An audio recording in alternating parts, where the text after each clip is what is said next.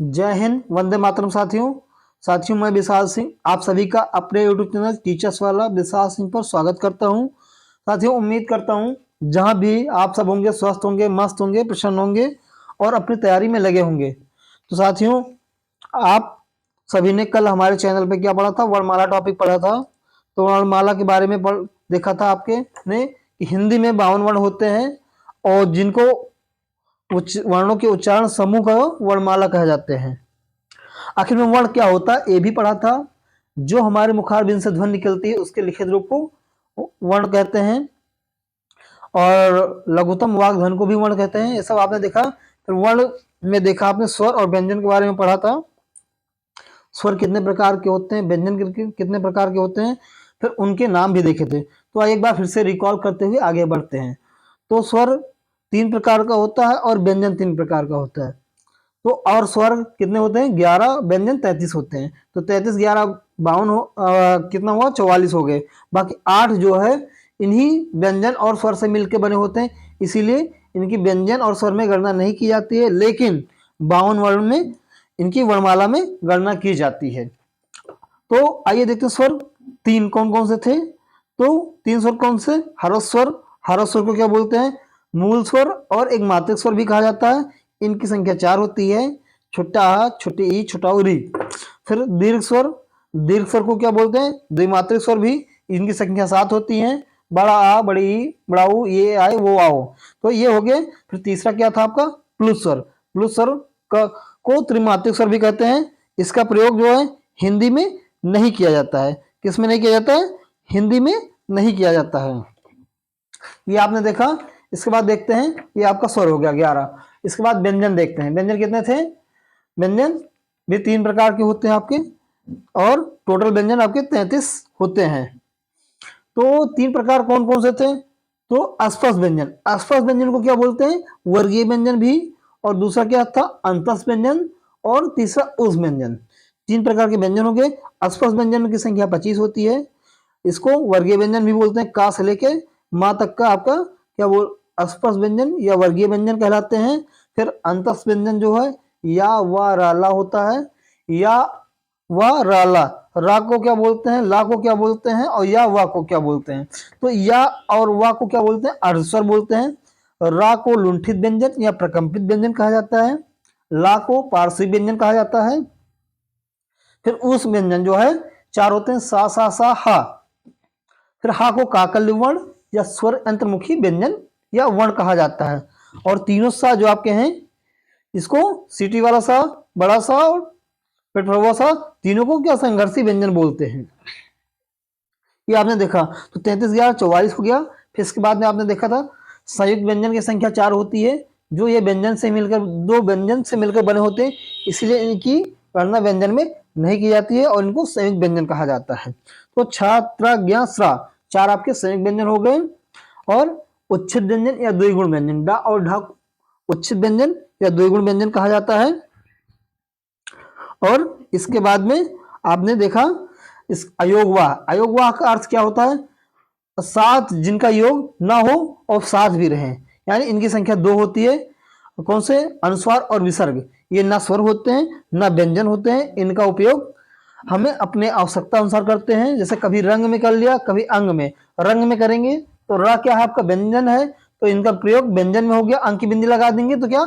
अनुसार लग गया और अंग हो गया। फिर वर्णों के उच्चारण स्थान देखे थे आपने, कौन कौन सा होता है और उनके सूत्र थे। तो आइए एक बार वर्णों के उच्चारण स्थान को रिवीजन करते हुए, रिपीट करते हुए आगे चलते हैं, जिससे आप सभी को अच्छे से याद हो जाए, कोई कंफ्यूजन ना रह जाए, क्योंकि यहाँ से वर्णों के उच्चारण स्थान से क्वेश्चन आपका बनता है।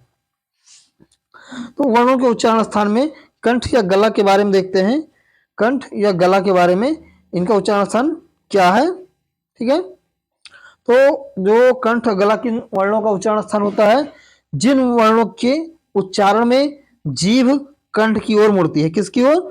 कंठ की ओर मुड़ती है। जिन वर्णों के उच्चारण में उसका स्थान, उच्चारण स्थान कंठ या गला होता है। इसका सूत्र क्या होता है साथियों? अकुह विसर्जनीय नाम कंठा।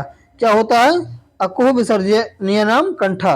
यानी इसका उच्चारण स्थान, इस सूत्र में जितने वर्णों का उच्चारण स्थान कंठ होता है, ये सभी वर्ण इसमें दिए हैं। जैसे अकुह, आ हो गया तो छोटा आ और बड़ा हो जाएगा। कु से का वर्ग हो गया, यानी का वर्ग में क्या हो जाएगा आपका काखा गाघा अंगा। ये देखिए लिखा हुआ भी है काखा गाघा अंगा।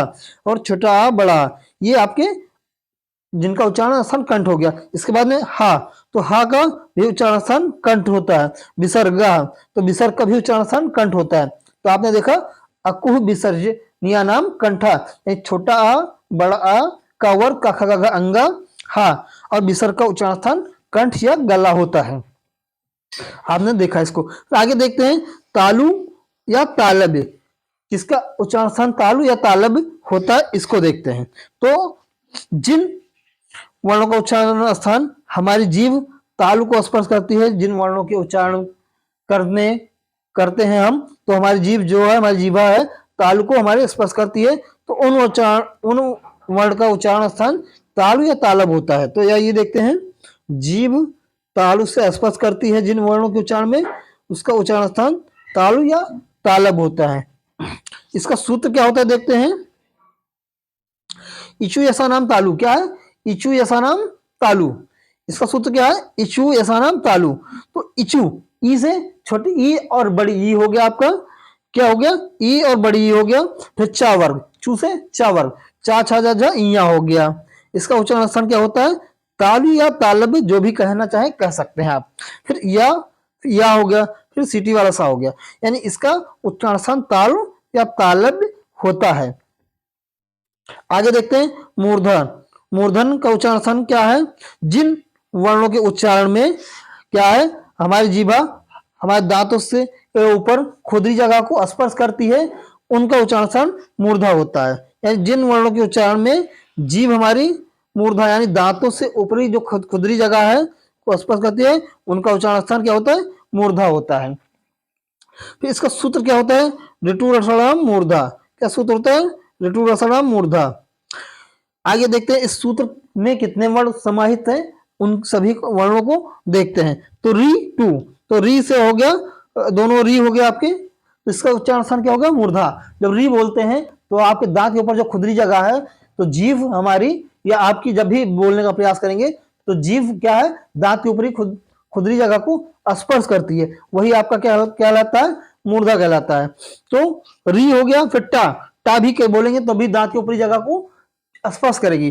टा ठा डा ढा अड़ा, क्या हो गया इसके उच्चारण स्थान क्या हुआ मूर्धा हो गया। फिर रा हो गया और सा का उच्चारण स्थान क्या होता है मूर्धा होता है।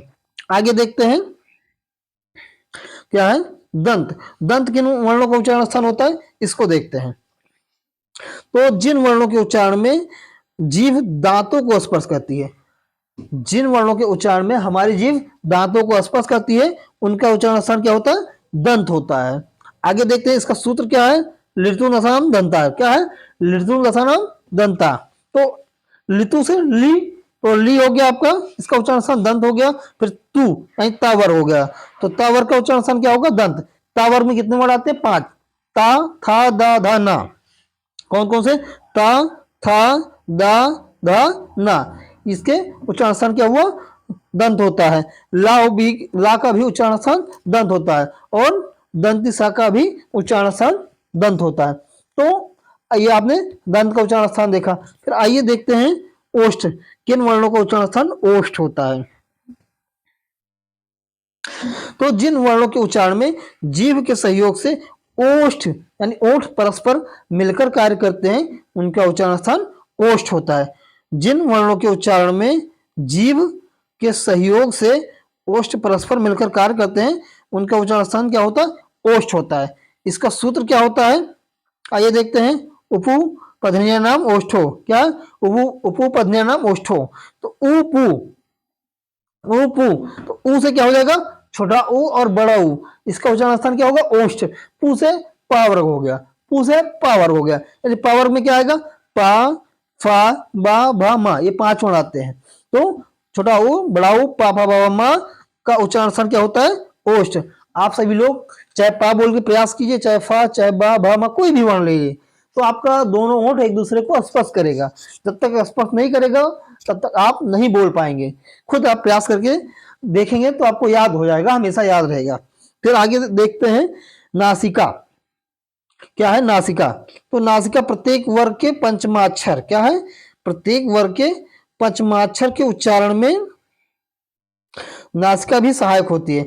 इन वर्णों को नासिक कहते हैं। क्या बोलते हैं? इन वर्णों को नासिक बोलते हैं। प्रत्येक वर्ग के पंचमाक्षर यानी पांचवा अक्षर, पंचमाक्षर मतलब पांचवा अक्षर, जैसे काखा काखा अंगा, तो पांचवा अक्षर क्या है? अंगा हो गया। चाचा चाचा इया, पांचवा अक्षर क्या है? इया हो गया। टाटा ढड़ा टेढ़ा हो गया, क्या? पांचवा अक्षर हो गया। इस प्रकार आप इसको सूत्र याद रख सकते हैं। यमंगलम नासिका चा, क्या है? यमंगलम नासिका चा, तो ये आपका सूत्र हो गया। इससे क्या हो? यमंगलम या मंगलम, ये पांचों वर्ण अब आ सकते हैं। इनका उच्चारण क्या होता है? नासिक भी होता है, यानी नाक से भी आवाज निकलती है इनके उच्चारण में। फिर अंगा का उच्चारण क्या है? कंठ, ना का दंत, या का तालु, माँ का ओष्ठ, फिर का ड़ा का मूर्धा भी इसका उच्चारण स्थान होता है। इसके अलावा नासिक के अलावा भी। फिर आगे देखते हैं इन पांच वर्णों को पंचमाक्षर के नाम से जाना जाता है। पंचमाक्षर के स्थान पर अनुसार का प्रयोग करने का सुझाव किसने दिया? श्याम सुंदर दास ने दिया। क्या है? पंचमाक्षर के स्थान पर अनुसार का प्रयोग करने का सुझाव किसने दिया? श्याम सुंदर दास ने दिया था। फिर आगे देखते हैं सूत्र क्या है? अदैतो कंठ तालु। क्या है? अदैतो कंठ तालु। तो अदैतो कंठ तालु में क्या हो जाएगा? ए दैतो, ए से ये और आय हो गया। ये और आय का उच्चारण स्थान क्या होता है? कंठ और तालु खुद बोल रहा है, अदैतो कंठ तालु, सूत्र में ही उसका छिपा हुआ है। तो अदैतो कंठ तालु, ये और आय का उच्चारण स्थान क्या होता है? कंठ और तालु होता है। कंठ और तालु, ये और आय का उच्चारण स्थान होता है। आगे देखते हैं उदयतो, उदयतो कंठोष्टम। क्या है? उदयतो कंठोष्टम, इसका सूत्र क्या है? उदयतो कंठोष्टम। ओ और औ का उच्चारण स्थान क्या होता है? कंठ और ओष्ठ होता है। ओ और औ का उच्चारण स्थान क्या होता है?